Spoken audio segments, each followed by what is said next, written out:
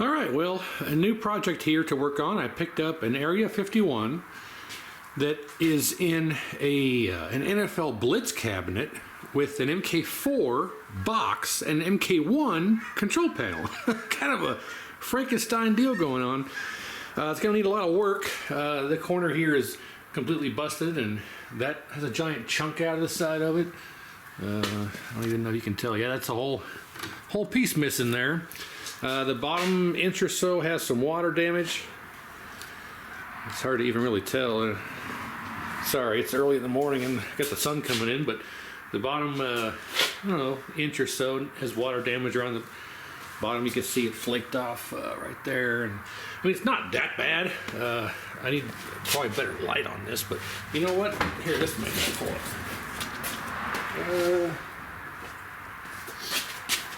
I just happen to have a flashlight here. Will it help? No, not really. But yeah, not too bad. I mean, overall, it's not that bad. So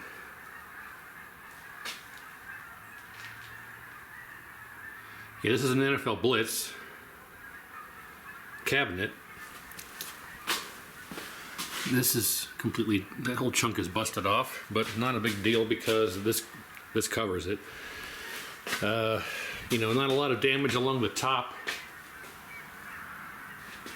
Not that much damage along the edge. It's really not going to take too much work to get this thing back to good quality, but we're going to convert this to a Wrestlemania, a WWF Wrestlemania, because they're going to put this in the arcade.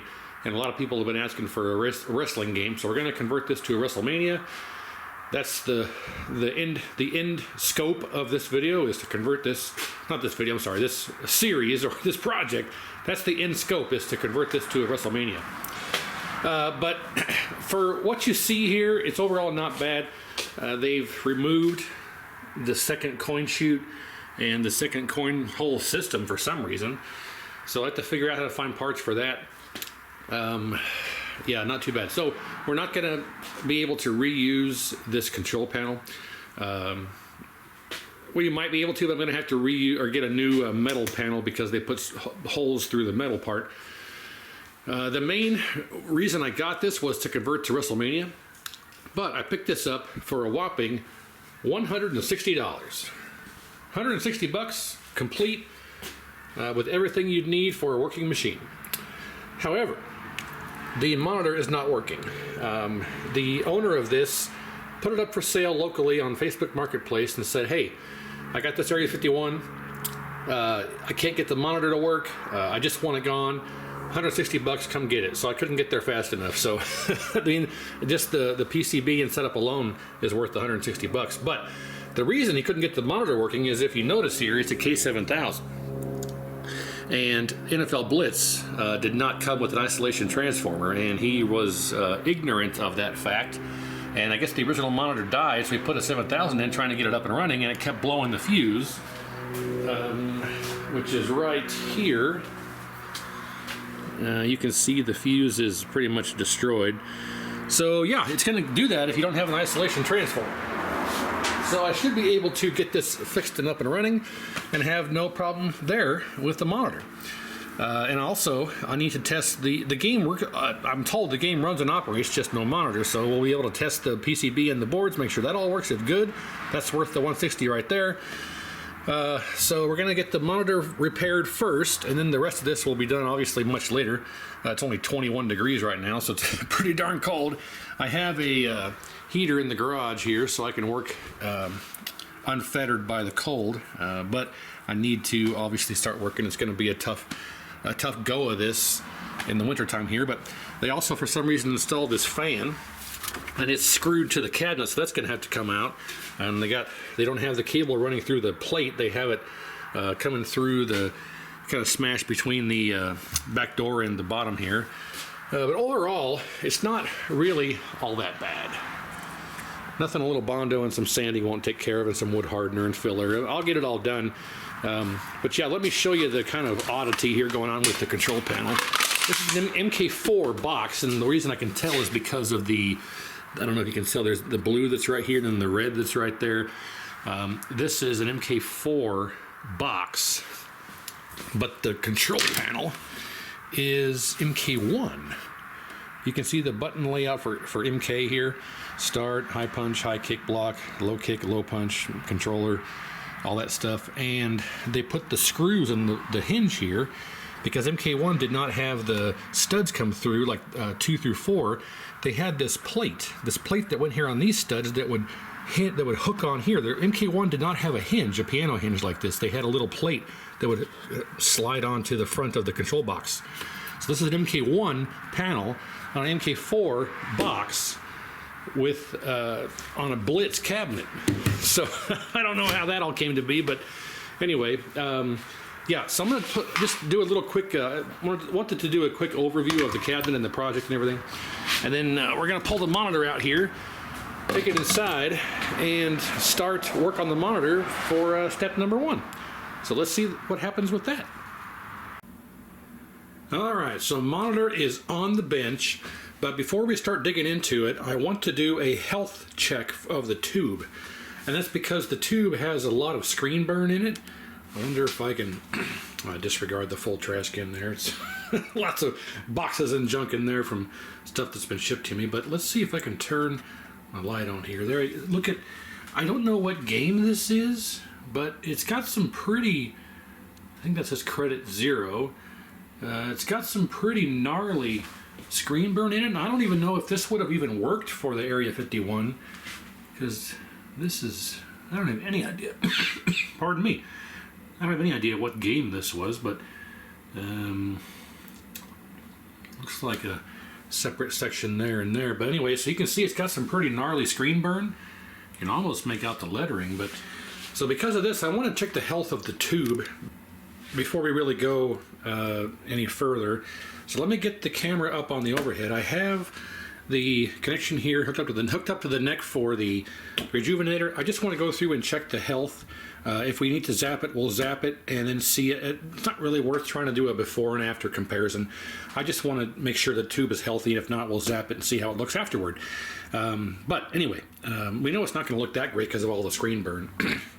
But let me get the camera set up on the overhead, and we'll go through the setup procedure and run through the rejuvenation process. If we need to rejuvenate it, we'll do that. If not, we'll just do a clean and balance if the guns are healthy, and then see how it looks after we get the chassis repaired. So let me get on the overhead, and we'll see how this turns out.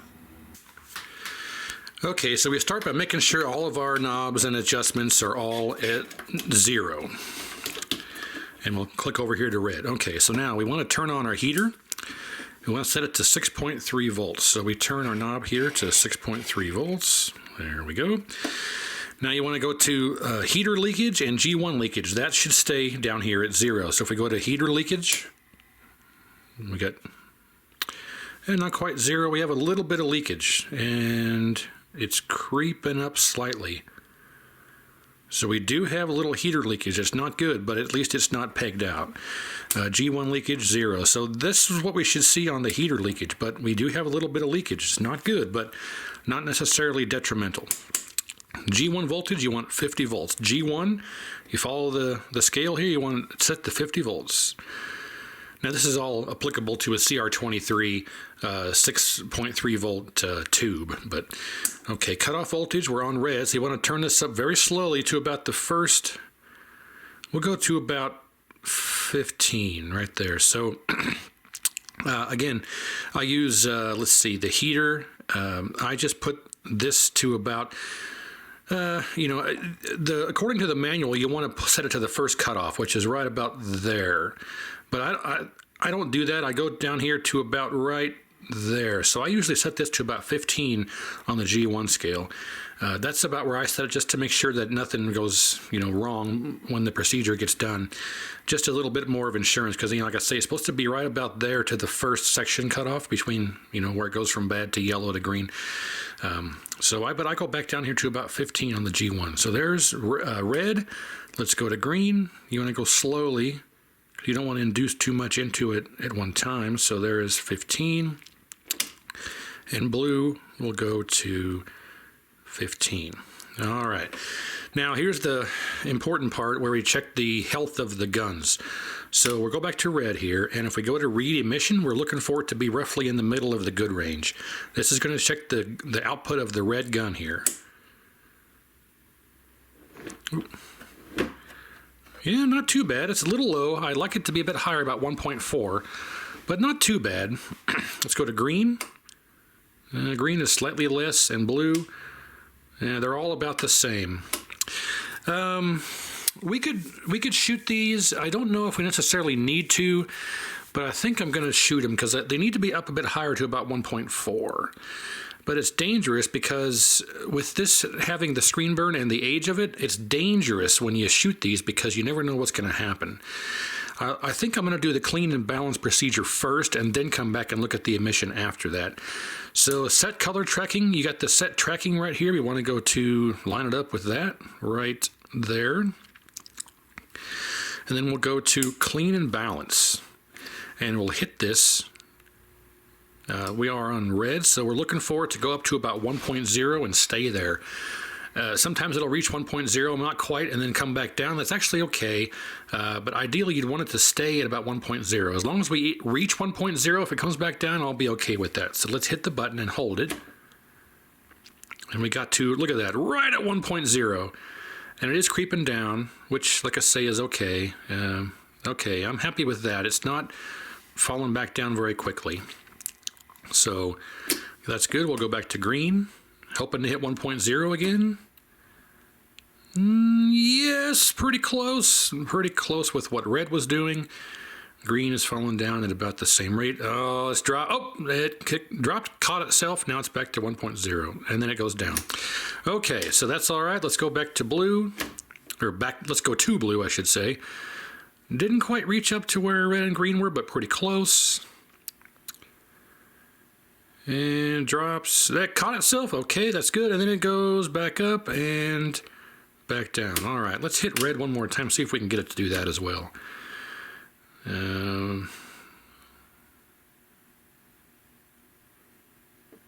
If it doesn't, that's okay. At least it's good. All right, so it's going down, and yeah, it didn't quite do the same thing the two were doing, but try it one more time. Okay. All right, so now if we go to read emission, let's see if it's any better. That's the color tracking. Here we go. We're on red. Not quite better. Green's actually worse. Blue's worse. Okay, let's zap these here. All right. Okay, we are on red. We are on rejuvenate. We're looking for it to come up to about 1.7, 1.8 around there, hang out there for a bit, and then it comes back down. So let's see what happens. We're on 1.7, perfect. And we'll hold it. It's doing its thing, and it's coming back down. Okay, you don't want to hold it too long. All right, we'll come back to it. Let's see what green does. A little bit. See, that's more normal of a reaction, but you're wanting it to stay up there like red did a little bit before it comes down, but that's okay. It hit 1.6.5. Well, 1.65, that's the better way to say it. Let's see what blue does. Yeah, about the same. Okay, ideally about 1.7, then it comes back down. We'll hold it. And okay, now red. I'm gonna hit it. Won't hold it as long this time. And red's staying up there. Okay. Okay, so we zapped him. Let's go back to clean and balance one more time. We'll hit that. And 1.0. Okay, green. Not quite to 1.0. Blue. And not quite. Let's go see if emission's any better. Okay, so we're on red. Let's see what red does. Yeah, see, I say it's tricky. We were at 1.2. Now we're down to 1.0. 1.0. Green. I'm sorry, that's blue. That's blue. Green. That's about where it was. No detriment to green. Red. That's a bit higher, but no detriment to red, no detriment to green. Blue is a bit lower than it was, but I don't think there's any danger involved with what we just did. Pardon me. Okay, well, I guess that's about it. So we'll turn this off. I'll get everything disconnected, and then we'll turn this around, get the chassis yanked off, and see what we can find with that. All right, so here we have the chassis off the tube, and I don't think this chassis has ever been removed from the tube because I had to cut the ground wire. I had to break away all of the sealant here for the neck. I don't think this has ever been off the tube. I'm the first person in, 35 years? 36 years? To take this off. So, yeah, quite interesting. Anyway, so it's very dirty, of course. It's got the original white knob flyback, and I wasn't going to replace it, but it is cracked. If we zoom in here, it's very dirty. I had the fan going, because I'm going to brush off some of this dirt off of here. But it is cracked.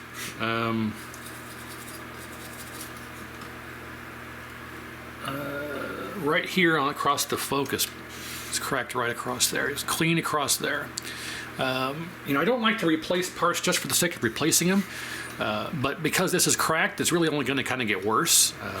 I think the white knob flybacks get a bad rep. A lot of people say if the white knob flyback is there, replace it immediately, but this has lasted 36 years, so I don't think it's actually bad, but it's only going to get worse, so I probably just will replace it because of the crack and things like that. It's also cracked ever so slightly down here by the screen pot, right across there. It's hard to see on camera, but so I'm probably not going to replace it for the purposes of testing the chassis, because if it works, it works. I may just replace it down the road once it fails.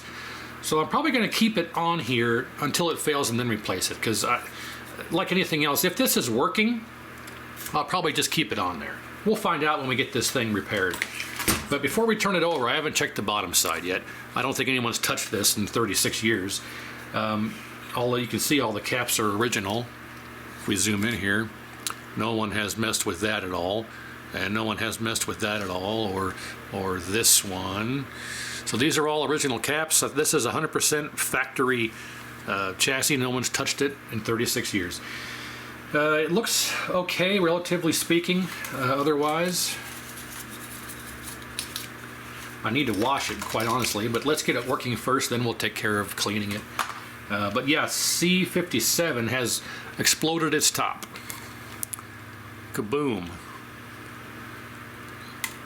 So, I don't know if that was because of the no isolation transformer, but it could also just be a failed cap. All right, so a couple things here. Whenever you hook up a K7000 to a non-isolation transformer setup, you are guaranteed to take out D20 and D21 in the rectifier diodes area here. Very rarely will you take out other ones, but almost always it's D20 and D21. So if we check D20 first, which is, you got D19, D20, D21, D22, D23, and D24.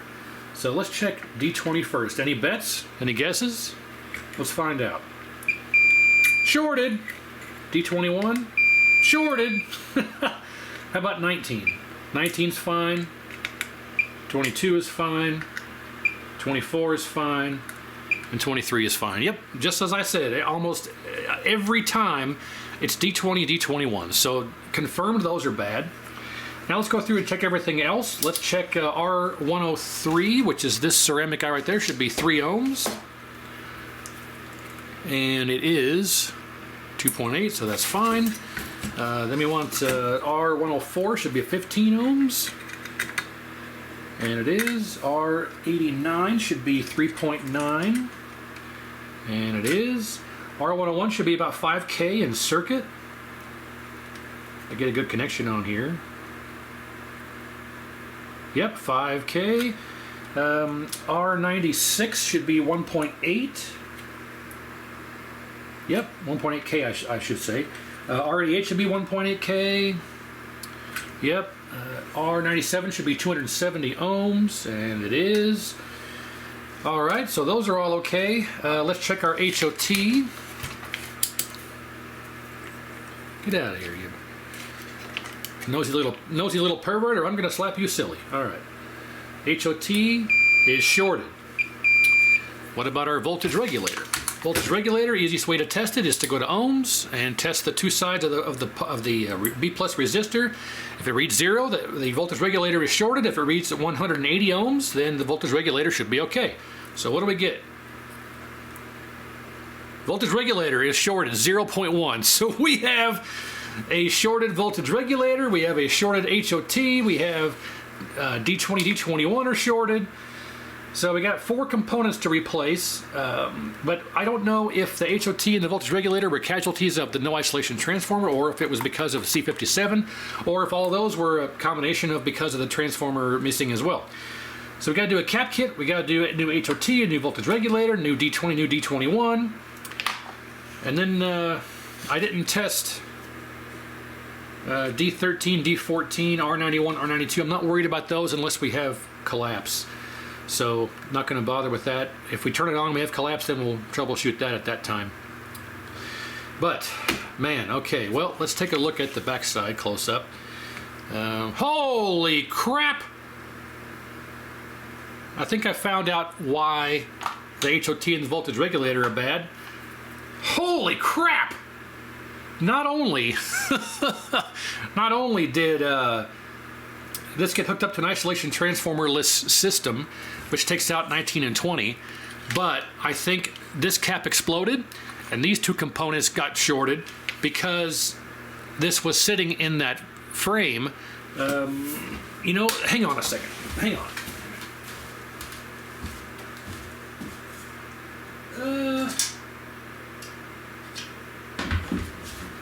I was just looking on the frame to see if there was something metal that could have done this, but this was zip tied to that frame offset. It wasn't sitting in the holder and all that. Look at this. This trace is holy crap. This was not done by an isolation transformer-less connection. This was done because something shorted across here. You can see a big burn mark right there and a big burn mark right there, and this just completely... We can save this trace. This is a ground. We could save that and put a jumper across here. We don't really even need to do that, honestly, because it's all one big ground around the outside. But, well, no, I take that back. It's not. It ends right here. And it ends right here. So I misspoke there. I'm sorry. So this will need to be replaced, or repaired, I should say. But, yeah, too big. So that touched ground. These two points touched ground somewhere. And not only that, look at over here. Look at this. This whole trace. Zapped. Holy crap. I mean, it shot all the flux out of it. This looks like a train track, and all this stuff is flux that shot out under the bottom of it. At least from what I can ascertain. This is all factory flux here. And holy crap, man. That is just insane. So this is salvageable. I mean, if it has continuity, we can keep it. But I think right here, I think this area right here touched a metal part because it's gone. See here, this is lifted up and that's lifted up. So that whole part of the trace, this hole right here just burned up. So I think there was a ground touched right here and a ground touched up here. Holy cow. Well, that's fixable, but we'll have to do some ingenuity in getting that repaired. R101 contacts here are not actually too bad. They're oxidized and burned up, but not, I've seen a lot worse. This is untouched from the factory, so flyback pins have barely any solder on them at all. I'm not surprised at that, but the only real major rework we need to do is fixing these 2 traces now. We got to fix these 2 traces, do our normal repairs of pads, R101 and such. We got to replace the bad faulty components and do the cap kit and then see where we're at. The only question is, do I chronicle all this and detail it all, or make an hour-long video, or just cut away, come back, and show the repairs. Yeah, I mean, I think what I'll do is I'm going to, there's not much really to show with the bad solder joints. I mean, it's just the R101 that needs rework. So what I normally do is R101 gets very hot. So what I normally do is I will take all the solder off of these 2 points and clean up the pads and reflow new solder and put a bridge across here. I do the same thing here. I clean all the solder off, clean up the pad, and put a bridge from here to here with solder. That way it ensures in the future it passes the heat through to the trace much more efficiently and doesn't burn up the pads. So I think I'm going to do that and then show you afterward. So I'll do all the rework and come back and show it off afterwards. So I need to repair this trace, and I need to repair this trace. I need to do all my reflow work for R101 and various other things. I need to replace the HOT in the voltage regulator and D20 and D21. And I think that was it. All right, so let's get that done. I am going to cut away. I'm going to come back, and I'll have all that done. I forgot to do what I always do, though, is wipe. It's always a good idea to wipe these. Yeah, the guide broke off of the neck when I took the neck board off, because it was, it gets so hot that the plastic breaks. That's no big deal at all. You can actually just keep that in there, but I'll set it aside. So I always take these pots and just wipe them back and forth, and then set them back to center position. So, I mean, as we just rejuvenated the tube, well, hopefully. So ideally, if the guns are all okay and balanced, all of these should be fine being set to the center position. But we'll find out, because a couple of these were like turned all the way off. So, wait a minute, no, that was all the way up. I think the green and blue cutoff were all the way up. So we may have had a weak blue and a weak green, but hopefully now we don't. We'll set these as needed when we get ready to test it on the tube. But all right, so let me cut away. I'll come back with the full cap kit, all the repairs done. We'll show everything off, and then we'll hook it up and see if it works. Here we go. Well, and just like that, about an hour later, I've got everything done. I got a brand new HOT installed, a brand new voltage regulator installed. This is all the bad stuff. Of course, full cap kit, which replaced this bad cap. Full reflow on everything and anything that possibly needed it. I got the new fuse installed, the new D20 and D21 installed. So here's all the bad parts. Put those aside. And you know what? Let's test these out of circuit. Let's test them after they've been replaced. I didn't test them yet. We can just go ahead and HOT, if we just check it for continuity from center to, it shouldn't have continuity to either pin. That's dead. That's 36 ohms and 0. So the HOT is absolutely bad. The voltage regulator pins 1 and 4 should not have continuity, and they do, dead short. So voltage regulator is bad. D20 and D21, dead short on that one, and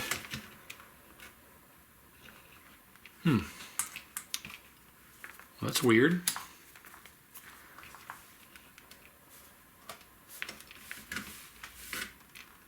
Come on. Oh, that one's good. Interesting. I don't know if this was 20 or 21, but it looks like only one of them was bad. I changed them both anyway. Okay, so yeah, brand new HOT is installed, brand new voltage regulator, brand new D20 and D21, brand new fuse, which I'm sure it'll be fine now. We tested all of the power components that would cause a fuse to blow, and we found the 2 that were bad, changed those out, as well as the diodes. So let's test our diodes in circuit now, just to make sure. D20 is good, D21 is good. HOT, we're looking for about 0.5 voltage drop. 0.484 and 0.484, so HOT is good. And now pins 1 and 4 with the diode checker should be 0.180 voltage drop. Come on, you stupid thing, stay out of the way. I'm sorry, 0.15. The 0.18 is 180 ohms. If we go to if you recall before, we tested the, why is it doing that? Let's do it this way. Okay, it was 0.1 ohms. So if we go now, it should be 180. Yeah, 175. So, okay, so that's all good. All right, so all of our bad parts have been replaced. So now, I did the full cap kit, the full reflow, cleaned everything up as best as I could. Board's looking much better. And then for the trace damage, I put a piece of solder braid. I cut some solder braid off and used that as a jumper across the two parts that were burned up. Right here around this point and right here, I put a piece of solder braid and filled it with solder and used that as a jumper. Because these are power, these carry power. This is the main ground across here, and this is part coming off the flyback here. So I used some cut off pieces of solder braid to put around there, and then I used glue to glue the trace down in place. Then I used some green paint in lieu of solder mask to paint the trace. It doesn't look, they're not going to win any awards for the artistry, but it is secure and solid, and everything works now the way that it's supposed to. The exposed trace is covered up on both of them. The solder braid is acting as a jumper, and we have continuity now. So if we go from this point around here to this point, we now have continuity, so our repair is good, and we are not shorting out to this pin here around the repair or anything else around it, so that's okay. And then if we go from here to here, we should have continuity across the repair, and we do. So yeah, I think we are good to go. I did the reflow on the pins for the flyback because those were pretty thin. And now that we've got everything done, I think we are ready to do some testing. So let's get it on the tube and turn it on and see if it even turns on, see if the fuse stays intact, and if it does operate, if it works fully, or if there's more troubleshooting that we'll need to do. So here we go. Okay, all hooked up. We got anode, neck, yoke, ground, power, video, and there's no remote board. Pots are on the board, so we'll still count to 7 that way. Let's turn generator on. Okay, so hopefully it works. If it does, I'm confident that it will work, or turn on at least, unless something else is bad that I missed. But we're hoping to see that it actually operates correctly and doesn't have collapse or something else. Also, this is the first time we're powering it up after rejuvenating it, so we may see some sparks and crackles and pops in the neck. That's normal, so don't worry about that. So, I guess let's see what happens. 1, 2, 3. Okay, it did power on, nothing exploded. And it appears to be working.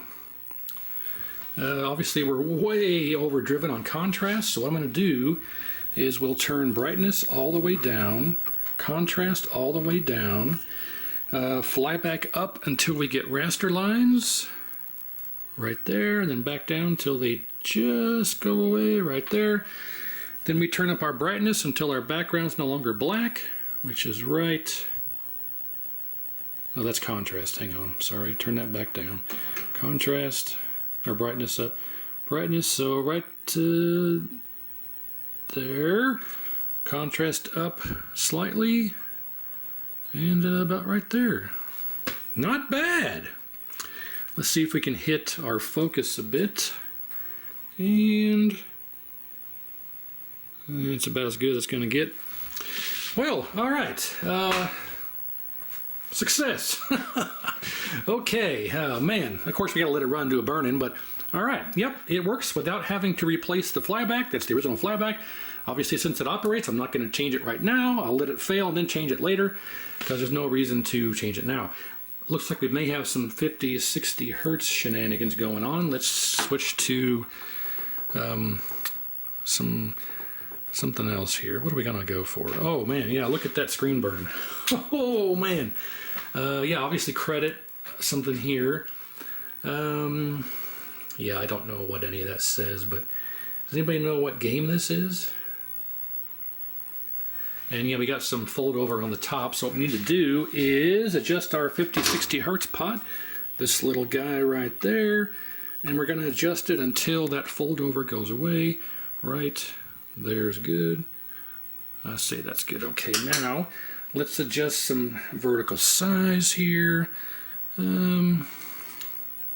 Vertical position needs to, oh, that was hold. We need to shift the position down slightly to roughly there, and then vertical size. Okay. H positions. Let's shift this over this way. We're too wide here. You know what? Let me get the camera on the tripod and we'll adjust it in a more professional manner here. All right, so let's do this now. Let's get to back to the main screen here. All right, now let's do H position. Roughly there. Okay, now let's make sure we can adjust our width. We'll grab the width tools here and we'll have to use this one. We gotta do it from this side.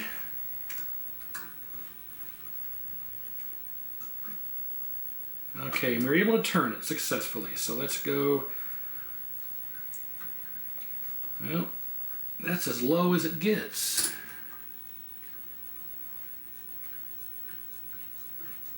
And all we're doing is increasing it now. Let's hook up an actual PCB here and see if we can make it look. I can't, right now, it needs to shrink in about another, I'd say 3/4 of an inch on each side. And right now, this is the narrowest that it will go. So I want to hook up an actual board here and see if we can get something, how it's going to look. Okay, let's turn this off. Plug in the actual JAMA connector. And yeah, we need to adjust some colors. Let's shift our position back over this way a bit. Yeah, not bad. We need to turn up our contrast a little bit. That's good. Might be a bit too red, and let's hit our focus a little more. That's good. Again, we're limited by what we've got because this tube had to be rejuvenated, or I don't know if it had to be, but we did it anyway. Oh, we need to shift way over to the left here. Again, all of the pots are dead center for the color, like I mentioned, because ideally that's where they'd need to be after you rejuvenate it and redo all the guns. But this is pretty close. We're a little too red. If we turn our red down slightly, that's a little better. And we're a bit too green. Let's turn up our blue slightly. That's pretty good. Right there. That's about factory, if I do say so myself. Outstanding. Now, let's get to, let's make sure that the width is okay. Still a little bit too red, but not bad. Yeah, we're too wide. I mean, this will work. Right there, we have a little bit on the side of each of the, I mean, that's fine. You can still see we have, it's not cut off on the right, and it's not cut off on the left. I mean, that's okay. Let's shrink this down a little bit, vertical size, roughly there. I mean, I guess we need to fix, there we go. Well, I mean, I guess that'll work. You can see some of the burn right there. Yeah, you can see the burn right there on each side, but not that bad. So I may use a different tube for the Wrestlemania project and keep this as a spare for something else. Hey, we got the rare game over screen on camera. Look at that. If you don't know, this screen for the game overs, it only comes up like once in every 300 matches or 300 game overs or something like that. It's very rare.